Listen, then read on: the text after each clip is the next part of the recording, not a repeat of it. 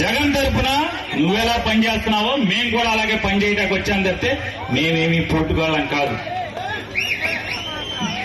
ఇవాళ జగన్ దగ్గర అధికారం లేకపోవచ్చు, ఇవాళ జనాలకి మోసపు మాటలు చెప్పను, లేదా కొంతమంది చెప్తున్నట్టుగా ఈవీఎంల మిషన్లో మోడీ గారు మీరందరూ కలిసి మాయ చేశారో మాకు తెలియదు. కానీ ఏదో రకంగా జగన్ దగ్గర అధికారం లేకపోవచ్చావు కానీ జనం బలం మాత్రం జగన్మోహన్ రెడ్డికి ఉండలేదు.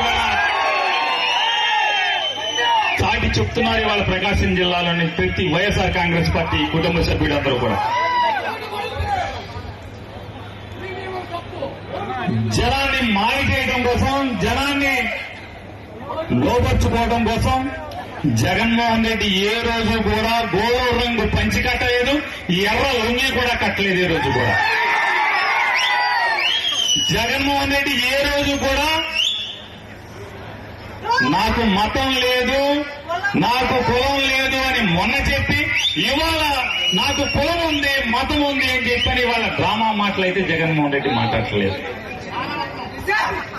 నిజాయితీగా, నిక్కచ్చిగా, నికార్సుగా, దమ్ముగా తనేంటో బహిరంగంగా ఒక మాట మీద నిలబడ్డాడు. పదవుంటే పోతే మనిషిగా బతకాలి కదా మనం.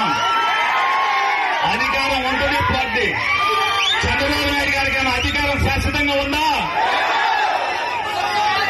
పగలు చీకట్లాగా వస్తుంది, పోతుంది. రెండోది, చంద్రబాబు నాయుడు గారి లాగా ఎవడో కూడా సాయంతోనే అధికారంలోకి వచ్చాడా జగన్మోహన్ రెడ్డి?